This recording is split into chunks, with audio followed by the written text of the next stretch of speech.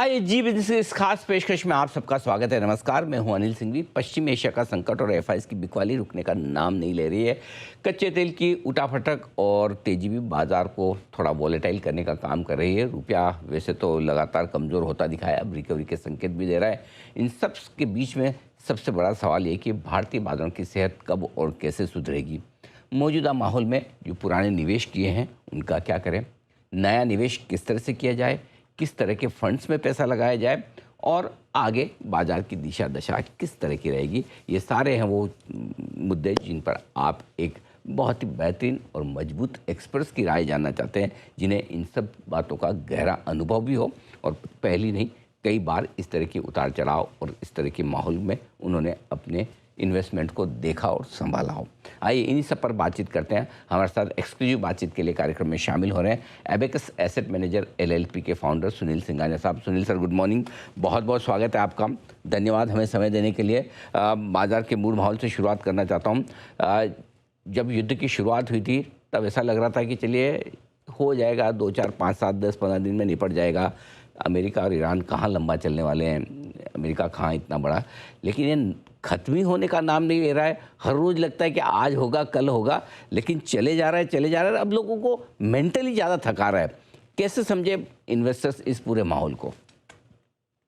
अनिल जी, धन्यवाद मुझे शो पे बुलाने के लिए। और आपका सवाल का जवाब देने के पहले आपको हार्दिक शुभकामनाएं जन्मदिन की। और आप ऐसे ही पॉजिटिवनेस और मुस्कुराहट फैलाते रहिए और ऐसे ही 28 साल और तक रहिए। आई थिंक जहाँ तक बाजार का सवाल है, आई थिंक जो आपने कहा बहुत ही एकदम ही ट्रूथ है। सबको लग रहा था कि ये मार्च में खत्म हो जाएगा, अप्रैल में खत्म हो जाएगा। अब ऐसा हो गया है कि एक्चुअल में खत्म भी हो गया ना तो किसको विश्वास नहीं होगा कि खत्म हो गया है। तो I think we have reached a stage जहाँ पे रोज ही कुछ ना कुछ नया अनाउंसमेंट, कुछ ना कुछ नई वो बोलते हैं ना मोड़ लेके आ रहा है। अगर आप देखें ना तो वर्ल्ड मार्केट अभी उसको इग्नोर करना शुरू कर दिए हैं। आई थिंक दुनिया में मार्केट्स ज़्यादा उसको इम्पोर्टेंस नहीं दे रहे हैं। अगर आप क्रूड ऑयल भी देखें तो क्रूड ऑयल में भी ज़्यादा इम्पैक्ट आता नहीं है। एक बार 2 4 5% बढ़ता है, उसके बाद में फिर से वो एक लेवल पे आ जाता है। I think India has been one of the I would say the weakest market. और उसका reason is mix. Obviously war के वजह से जो ऑयल में उछाल आया, ट्रेड डेफिसिट में थोड़ा एक कंसर्न आया, करेंसी में थोड़ा कंसर्न आया। बट ये जो फॉरेनर्स की कांस्टेंट सेलिंग है, आई थिंक उसका बहुत ही ज़्यादा प्रेशर मार्केट पे है। और वो डोमेस्टिक खरीद रहे थे, उसको ऑफसेट हो रहा था। बट अब रिसेंटली क्या देखा जा रहा है ना, सप्लाई बहुत आ रही है। एवरी डे कोई ना कोई ब्लॉक हो रहा है। आईपीओज फिर से लाइन पे लग गए हैं, क्यूआईपी हो रहे हैं। तो रोज के 4 5 करोड़ का एक फ्रेश सप्लाई आ रहा है। और वो इतनी बड़ी सप्लाई प्लस एफआई की सेलिंग, दोनों डोमेस्टिक बाइंग से वो मीट नहीं हो पा रही है। तो I think that is why what you are seeing, we are seeing market एक लेवल पे आ गया। यहाँ से ज्यादा नीचा जाता हुआ दिखता नहीं है, बट ऊपर जाने के लिए वी नीड मल्टीपल ट्रिगर्स। बिल्कुल ठीक बात है, लेकिन सबसे बड़ी जो समस्या भारतीय बाजारों में वो एफआईएस की बिकवाली की हो रही है। क्या वाकई में दूसरे मार्केट ज़्यादा अच्छे लग रहे हैं इसलिए बेच कर निकल रहे हैं, या कुछ और समस्या है, कुछ और दिक्कत है? तो एक्चुअली अनिल जी, मई इतना खराब नहीं था। अगर आप लास्ट के 3 4 दिन निकाल दो तो मई में कुल 6 7 हजार करोड़ की सेलिंग हुई थी। राइट। लेकिन लास्ट 3 दिन में अचानक से 27 28 हजार करोड़ की सेलिंग आ गई। उसमें थोड़ी बहुत सेलिंग या काफी हद तक सेलिंग और एमएससीआई रीबैलेंसिंग की वजह से थी। अभी एमएससीआई इंडेक्स में इंडिया का वेटेज कांस्टेंट कम होते जा रहा है, क्योंकि दूसरे मार्केट जैसे कोरिया, ताइवान वो अच्छा कर रहे हैं। और जैसे जैसे अच्छा करते हैं, क्योंकि मार्केट कैप वेटेड इंडेक्स है, उनका वेटेज बढ़ते जा रहा है। और इंडिया के मार्केट रिलेटिवली अंडर परफॉर्म किए हैं, तो इंडिया का वेटेज एवरी क्वार्टर कम होते जा रहा है। तो उसकी सेलिंग आई है। दूसरा, जैसा आपने सही कहा, दूसरे मार्केट्स बहुत अच्छा रिटर्न दे रहे हैं। जैसे Korea year to date is up 100%। और हर इन्वेस्टर इन्वेस्टर ही है, वैसे ही सोचता है, और हमें लगता है कि जो लास्ट 6 महीने 1 साल में हुआ है वो आगे भी वही होना है। तो लास्ट 6 महीने 1 साल में उनके मार्केट्स ने बहुत अच्छे रिटर्न दिए हैं और इंडिया ने नेगेटिव रिटर्न दिए हैं। तो बहुत नॉर्मल और बहुत लॉजिकल है कि फ्रेश पैसा आप वहां डालोगे जहां आपको लग रहा है कि अच्छा कर रहे हैं, वो अच्छा करते जाएगा। और आई थिंक वो ही हो रहा है। जैसा मैंने कहा, थोड़े अपन को ट्रिगर चाहिए। अगर थोड़े से ट्रिगर आए इंडिया में, जैसे अगर सपोज ये ईरान का सच्ची में कुछ हो जाता है, और ऑयल तो अभी थोड़ा वीक लग ही रहा है, अगर और 80 पे आ जाता है, या गवर्नमेंट का भी मानसून सेशन शुरू होगा, I am very sure government भी देख रही है, उनको भी नहीं चाहेंगे कि इकोनॉमी स्लो डाउन हो, मार्केट सॉफ्ट रहे। तो हो सकता है कुछ ना कुछ वहां से भी एक टेलविंड वाले अनाउंसमेंट्स आए, और करेंसी भी थोड़ी स्टेबल हुई है। अगर थोड़ी और स्टेबल होती है तो हो सकता है कि थोड़े जो smart forward looking foreign investors हैं वो ये सोचना चालू कर दें कि हमारा चलो कोरिया और ताइवान में बहुत पैसा बन गया है, let us remove some money from there and put in India. Actually वहां भी अगर आप देखोगे ना, तो लास्ट 2 हफ्ते में करीब करीब $50 बिलियन की सेलिंग की है फॉरेनर्स ने। बट वहां के डोमेस्टिक ने सब खरीद लिया है। बट ये $50 बिलियन की जो सेलिंग की है फॉरेनर्स ने, वो अल्टीमेटली दूसरे मार्केट में इन्वेस्ट होगी, और इंडिया में वो पैसा आना चाहिए। But we need a little bit of trigger, जिससे वो कॉन्फिडेंस है ना उनका वापस से स्ट्रांग हो इंडिया पे। बिल्कुल ठीक कह रहे हैं आप। एक केस अगर ये बन जाए कि जो बढ़े हुए ज़्यादा मजबूत बाज़ार हैं बाहर, अगर वहाँ पर थोड़ी प्रॉफिट बुकिंग आ जाए और उससे आना लगेगा तो एक मौका बन सकता है। लेकिन एक चीज़ और है, जो बाज़ार में लोग बात कर रहे हैं कि लगातार हमारा जो एमएससीआई हुआ या दूसरे जो फॉरेन इंडेक्स हैं उसमें जो वेटेज कम हो रहा है, वो भी शायद थोड़ा प्रेशर डाल रहा है। अब मार्केट कैप के लिहाज से भी हम 7वें नंबर पर आ गए हैं गिरते गिरते। क्या इसके चलते भी थोड़ा आपको लगता है कि प्रेशर रहेगा ही और बाजार का वापस से बढ़ना थोड़ा समय दिखा सकता है? अब तक जो मार्केट का परफॉर्मेंस है वो तो एमएससीआई के इंडेक्स में आ गया, उसके वजह से उस दिन $1.5-2 बिलियन की सेलिंग हुई थी। अब हम ये ऑब्वियसली होप तो है कि ये अपना जो अंडर परफॉर्मेंस है वो रिवर्स हो। बट देखो, अभी तो मोमेंटम ये जो hyper scalars, chip manufacturer, Semicon के लिए बहुत ही स्ट्रांग है। बट अनिल, ये 12% पे इंडिया का वेटेज अब नहीं रह सकता है। India is fastest growing economy. मैं तो सबको कहता हूँ, और ये बहुत लॉजिकल है, 1 out of 5 people born after 1 January 2000 are Indians. 20% जो 1 जनवरी 2000 के बाद पैदा हुए वो इंडियंस हैं। तो ग्रोथ तो यहाँ ही आने वाली है। आज 2 कंपनी है कोरिया में जिसका प्रॉफिट मिला के इंडिया का टोटल कॉर्पोरेट प्रॉफिट से ज्यादा है। वो ज्यादा दिन तक सस्टेन नहीं हो सकता है। ताइवान का market cap to GDP ratio भी 5 हो गया है। तो ये सब कंट्रीज जो अच्छा कर रही है markets, they are dependent on 2 और 3 कंपनी जो एक ही सेक्टर में है। अभी आप एसके हाइनिक्स देख लीजिए, पूरा का पूरा प्रॉफिट ग्रोथ जो 5 बिलियन से लेके $85 बिलियन का जो स्विंग है in EBITDA, largely 99% because of price increase of the product, volume growth नहीं है। तो आई थिंक जैसे जैसे इनके जो सुपर नॉर्मल प्रॉफिट है वो देख के वो खुद भी और दूसरे कॉम्पिटिटर भी कैपेसिटी लगाएंगे, तो वहां साल 2 साल में एक व्यू बन जाएगा कि यहाँ के प्रॉफिट पीक हो गए। तो आई थिंक पहले भी हुआ है, वापिस होगा। Obviously this markets have done well. पहले भी हुआ है कि 5-10 साल तक कोरिया मार्केट ने जीरो रिटर्न दिया, हो सकता है वापिस से हो। और इंडिया एक ऐसा मार्केट है जो स्ट्रक्चरल 6-7% ग्रो करेगा, बिकॉज बहुत डाइवर्सिफाइड है। हम एक सेक्टर या 2 या 3 कंपनी पे डिपेंडेंट नहीं है। तो I think it's a matter of time, FIIs आएंगे, मार्केट कैप बढ़ेगा तो इंडेक्स में वेटेज भी बढ़ेगा। तो जो अभी उल्टा है वो हो सकता है टेलविंड हो जाए, कि मार्केट भी ठीक हो, मार्केट कैप भी बढ़े, मार्केट कैप बढ़ने से अपना एमएससीआई में वेटेज भी बढ़े, और उसको लेके वापस एक वो साइकिल बन जाए जो पॉजिटिव हो। बिल्कुल ठीक बात है। ये बहुत इंटरेस्टिंग चीज़ आपने कही, लेकिन एक और बात जो इंटरेस्टिंग हो रही है वह भी इसी थीम के साथ जुड़ी हुई, जिस वजह से एआई स्टॉक्स और ये बड़े एक्शन में आए। अब ग्रेजुअली फिर से ट्रेडिशनल आईटी स्टॉक थोड़े से एक्शन में आए हैं। अमेरिका में पिछले 2 4 5 दिनों से मुंह देखे हैं, और थोड़ा एआई को लेकर वो क्रेज़ और वो जो यूफोरिया बना था थोड़ा कम हो रहा है। क्या ये टेम्पररी है या आपको लगता है कि इनका पीक हो गया? और दूसरा ये कि अब ऐसे में क्या भारतीय आईटी कंपनियां निवेश के लायक हो चुकी है? ये भी इंडियन मार्केट देखेंगे ना तो अभी एक्चुअली है ना, बड़ा पैसा डिप्लॉय करना आसान नहीं है, क्योंकि जहां डिप्लॉय कर सकते हैं वहां प्राइस मूवमेंट नहीं है। जैसे बैंक सब लोग ले रहे थे, अभी बैंक तो been one of the worst performing sector. और आईटी सबने बेच बेच के सब अंडरवेट हो गए, हमारा भी वेटेज है ही नहीं कुछ आईटी सर्विसेज में। तो ऐसा लगता है कि एक जो अंडरवेट सेक्टर है वहां कोई बेचने वाला तो बचा ही नहीं, तो थोड़ा सा भी पॉजिटिव न्यूज आया तो उसमें अपटिक आती है। आईटी सर्विसेज इंडिया में जो है ना, मोस्ट ऑफ द कंपनीज वो टाइम और एफर्ट के बेसिस पे बिलिंग करते हैं। तो उसमें मुझे नहीं लगता है कि कुछ बड़ा अपसाइड एटलीस्ट विजिबल है। तो ठीक है, टेक्निकल बहुत ज्यादा गिर गए थे, 5-7% बढ़ गए हैं। We will not be overly optimist on them. जहां तक एआई का सवाल है, आई थिंक हाँ, लोग बोल रहे हैं कि इतने महंगे हो गए हैं। और टोकन, एक रिपोर्ट भी आई थी कि एक कंपनी ने कुछ 4-5 हजार करोड़ उनको रियलाइज भी नहीं हुआ और इतना खर्चा हो गया वो टोकन पे। तो ये अभी किसी को पता नहीं है क्या मोड लेगा। अभी तो एआई वाले भी इन्वेस्ट कर रहे हैं, डेटा सेंटर वाले भी इन्वेस्ट कर रहे हैं, और सबको इन्वेस्ट कर रहा है। उसका रिटर्न कब आएगा, कैसे आएगा, वो वक्त ही बताएगा।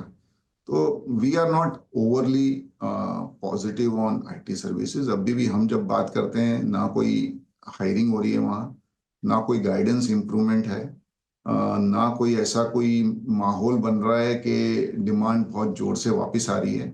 तो मे बी ये टेक्निकल बाउंस है, बहुत ज़्यादा गिर गए थे in this kind of an environment जहाँ रुपी भी 95 है। थोड़ा एक 1-2% का अर्निंग में सहारा भी मिल जाएगा करेंसी की वजह से। एक ये बाउंस बैक है, नथिंग मोर देन दैट। ठीक बात है, तो अभी भी आईटी में थोड़ा सा समय लगेगा। टेक्निकल बाउंस बैक तो बीच बीच में आ ही सकते हैं, जो आपके सामने दिख भी रहे हैं। एक और स्पेस जिसका अभी आपने थोड़ा जिक्र भी किया, बैंक्स वगैरह का। बैंक्स, एनबीएफसी रेट सेंसिटिव, क्या ये दबाव में रहेंगे? आरबीआई की पॉलिसी भी है, इसी हफ्ते है। कैसे देखते हैं आप पॉलिसी को भी और पूरे सेक्टर को भी? पॉलिसी पक्का हॉकिश रहेगी, बिकॉज इन्फ्लेशन तो बढ़ेगा ही। हमने देखा है 7.5-8 रुपया पेट्रोल डीजल के भाव बढ़ गए हैं, सीएनजी के भी भाव बढ़े हैं। ऐसी आशा थी कि ऑयल, क्रूड ऑयल ग्लोबली नीचे आए, थोड़ा आया भी नीचे, 120 से 92-93 पे आया है। बट ईरान में ऊपर नीचे होते रहता है, अगर वो सेटल हो जाता है तो थोड़ा सा प्रेशर कम होगा। बट अब तक भी जो भाव बढ़ाए हैं उसको देखते हुए थोड़ा इन्फ्लेशन ऊपर आएगा। मैं एक्सपर्ट नहीं हूँ फिक्स इनकम में, फिर भी लगता नहीं है कि ये पॉलिसी में आरबीआई रेट बढ़ाएगी। लेकिन बहुत क्लियर है उनका टोन, थोड़ा हॉकिश रहेगा और थोड़ा एक बोलते हैं ना, सतर्क रहने वाला होगा कि अगर ये चलते रहा तो they will have to increase interest rate. देखो, इंडिया को थोड़ा करेंसी भी मेंटेन करना है, और उस माहौल में आई थिंक इंटरेस्ट रेट अभी गिरना तो असंभव है। इंटरेस्ट रेट ये वाले पॉलिसी में तो बढ़ेगा नहीं, बट अगर तेल जल्दी से नीचे नहीं आया तो इंटरेस्ट रेट बढ़ाना पड़ेगा। खाली एक है, हमारा मानना है कि तेल will be $70-80 very very soon, it's matter of time. तो that is a hope and that is a view. बिल्कुल। और जी, जी। या लास्ट टाइम भी मुझे याद है आपने तेल में जो भविष्यवाणी की थी वो एकदम सही और सटीक साबित निकली। फिंगर्स क्रॉस है, इस बार भी $75-80 का आपका टारगेट है। मैं उम्मीद करता हूँ कि जल्दी जल्दी आ जाए, तो एटलीस्ट मार्केट तो अपनी जगह ठीक है। देश को, आपको, हमको सबसे थोड़ी सी रिलीफ मिले, क्योंकि ये कच्चा तेल ही सबसे बड़ी समस्या बन के बैठा है। और मैं आपसे सवाल पूछने भी वाला था, आपने उससे पहले इस पे बता दिया कि आपका व्यू क्या कच्चे तेल को लेकर है। एक और चीज़ है जो आजकल है ना, बड़ी चर्चा का विषय बना है कि जिस तरह से एफआईज बेच रहे हैं, और रिटेल तो हमारा अभी तक टिका हुआ है, दम लगाकर बराबर पैसे आ रहे हैं मार्केट में। ये टॉक ऑफ द टाउन है। ऐसा तो नहीं कि पता चला कि रिटेल बेवकूफ़ बन रहा है, सारे वही पैसे लगाए जा रहे हैं और एफआईज बेच कर निकल जाएंगे, सारे शेयर हमारे पास रह जाएंगे। जब लोगों में, ग्रुप में बड़ी चर्चा है, तो दोनों तरह के बड़े स्ट्रॉन्ग व्यू आते हैं। आप ऐसे जो थॉट प्रोसेस है लोगों की, इन्वेस्टर्स जो ऐसा सोचते हैं, क्या कहेंगे उन्हें? सर, सबको अपना अपना व्यू का अधिकार है, और सबको अपना अपना अपने अपने हिसाब से सब बहुत स्मार्ट हैं, सब सक्सेसफुल हैं, और सबके व्यू को नमस्कार। देखिए, आप जब भी शेयर खरीदते हैं ना अनिल जी, तो आप कंपनी में है ना पार्टनर बन जाते हैं, और आप ग्रोइंग कंपनी में पार्टनर बन रहे हैं इन अ ग्रोइंग इकोनॉमी। सपोज सब शेयर आ भी गए आपके पास, आपने 17-18 पी में कोई शेयर खरीद लिया, और वो कंपनी 15% ग्रो हो रही है, तो आपका 10 साल में वो कंपनी की वैल्यू 4 गुना तो होनी ही होनी, 3 गुना हो जाएगी, 2 गुना हो जाएगी, तो भी आपको दूसरे एसेट क्लास से बेटर है। दूसरा है ना, जब भी ऐसा जो एक माहौल आता है ना, जो थोड़ा चैलेंजिंग होता है इक्विटी रिटर्न में, तो हर किसी को लगता है अरे ये तो सबसे बकवास काम है, इससे अच्छा हम फिक्स इनकम में डाल देते तो हर साल तो बनता था। और फिर 3-4 महीने में ऐसा कुछ होता है जो 2-3 साल के रिटर्न साथ में दे जाता है। तो I think we are very positive optimistic. हमें लगता है कि 12-15% रिटर्न इंडिया में बनेगा और सस्टेनेबली बनेगा, और कोई एक या दो कंपनी के वजह से नहीं बनेगा, बट पूरी जो डाइवर्सिफाइड इकोनॉमी है उसके वजह से बनेगा। देखो, कोरिया है या ताइवान है, पूरे डिपेंडेंट है on global demand. Most of the sale कहाँ हो रहा है उनका? यूएस में।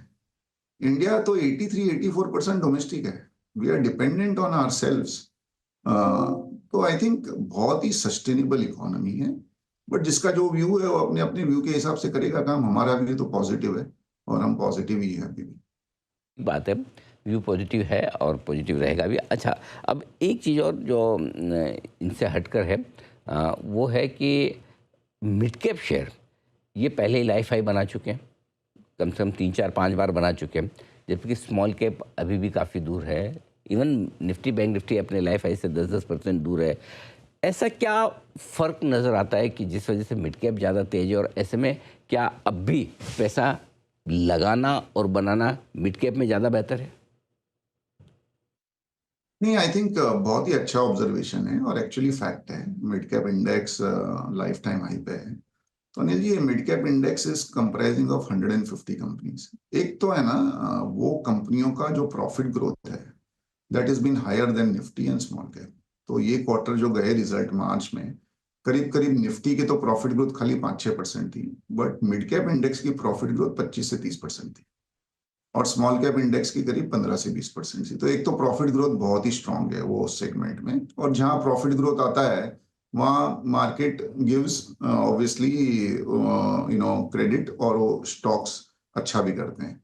दूसरा सर, ये मिड कैप जो है 150 stocks, mid cap category mutual fund में काफी बड़ी हो गई है। 5-6 लाख करोड़ का एक कैटेगरी हो गई, और बिकॉज ऑफ रेगुलेशन वो 150 कंपनी में ही ये पैसा लग सकता है। तो थोड़ा मुझे लगता है डिमांड सप्लाई भी है ना, is in favour of stocks going up.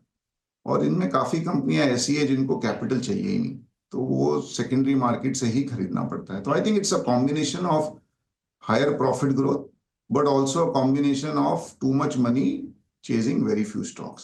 तो आई थिंक थोड़ा सा केयरफुल रहिए, थोड़ा स्टॉक स्पेसिफिक रहिए। खाली मिड कैप है तो आप मत खरीदिए, या खाली स्मॉल कैप है तो मत खरीदिए। आप थोड़ा सा स्टॉक का वैल्यूएशन उसके ग्रोथ के हिसाब से क्या है, उस हिसाब से आप देखिए। There are good companies in that basket, but some of these companies are very expensive. ठीक बात है, काफ़ी चल चुके हैं, काफ़ी थोड़े महंगे भी हो चुके हैं, तो कुछ भी नहीं खरीद लेना है, ये ध्यान में रखना बहुत ज़रूरी है, क्योंकि अब आपको थोड़ा सेलेक्टिव होना ज़रूरी है। और इस बाज़ार में अगर सुनील जी सेलेक्टिव ही होना है, तो फिर आप ज़रा समझाएं कि किस तरह के सेक्टर्स आपको लगता है जो थोड़े बेहतर हैं निवेश करने के लिहाज से? अनिल जी, इतना कंफ्यूजन आज तक नहीं हुआ, बिकॉज जो सेक्टर अच्छे लगते हैं उनके वैल्यूएशन अच्छे नहीं है, हम्म। और जो सेक्टर अच्छे नहीं लगते हैं उनके वैल्यूएशन को देख के फायदा ही नहीं है। ठीक बट बात। फिर भी फार्मा एक सेगमेंट है। I think some pharma companies have done well, particularly जो सीडीएमओ सेगमेंट है उसने बहुत अच्छा किया है। डोमेस्टिक फार्मा ने बहुत अच्छा किया, बट ओवरऑल फार्मा पैक में एक थोड़ा सा कंफर्ट है। वैल्यूएशन जनरली बहुत ज्यादा एक्सपेंसिव नहीं है, टेलविंड है क्योंकि डोमेस्टिक डिमांड भी ठीक है, यूएस डिमांड भी ठीक है, और करेंसी का भी एक टेलविंड है। तो pharma looks good. Metal is good, but metal में अगेन 8-9% से ऊपर वेटेज हम नॉर्मली देते नहीं है, बिकॉज डीप सिक्लिकल है। आई थिंक फिनेंशियल्स में है ना, बैंक्स अच्छे भाव पे आ गए हैं तो थोड़े एक बाउंस बैक हो सकता है, but non bank I think थोड़े एनबीएफसीज, थोड़े non fund based financials will continue. I think asset and wealth management plays. Capital market place में एक बहुत बड़ी रैली आ गई है, थोड़ा करेक्शन आया है, मे बी और 8-10% का करेक्शन आया है अगर कैपिटल मार्केट प्लेस में, वो फिर से थोड़े ठीक हो सकते हैं। बाकी capital goods again good segment, but we'll wait for price to correct. और कंज्यूमर डिस्क्रिशनरी अभी भी थोड़े ठीक लग रहे हैं। तो आई थिंक जनरली ये है, अवॉइड हम ऑयल एंड गैस कर रहे हैं, कंज्यूमर स्टेपल्स अवॉइड कर रहे हैं, और लॉस मेकिंग कंपनी हम इन्वेस्ट करते ही नहीं है। तो थोड़े जो न्यू एज कंपनीज है जिसमें प्रॉफिट नहीं बनता है वो हम नहीं ले रहे। बिल्कुल ठीक बात। ये आपके लिए इंटरेस्टिंग कुछ सेक्टर्स हैं जहाँ पर आप निवेश करने के बारे में सोच सकते हैं। सुनील सर, बहुत बहुत धन्यवाद आपका, आपने समय दिया, विस्तार से बाजार के डायरेक्शन पर और साथ ही इन्वेस्टमेंट के मौक़ों पर आपने अपनी राय भी हमारे दर्शकों के सामने रखी, जो कि काफ़ी बहुमूल्य है, ज़रूर उनके काम आएगी। आज के लिए बहुत बहुत शुक्रिया, थैंक यू सो मच। और अनिल जी, आपके ये बर्थडे से अगले बर्थडे तक शुभकामनाएं, और दर्शकों को भी शुभकामनाएं कि अगला जब भी बर्थडे आएगा तभी markets will be at an all time high. और क्या बात है, ये सबसे बढ़िया विश अब तक मुझे सुबह से मिली है कि अगले बर्थडे से पहले पहले मार्केट नए लाइफ हाई पर मिले। बस इससे बढ़िया कीजिए, बाकी खुशी अपने आप आ जाएगी। Thank you so much Sunil ji, धन्यवाद एक बार फिर से। आज इस खास शो में इतना ही, मुझे दीजिए इजाज़त, नमस्कार।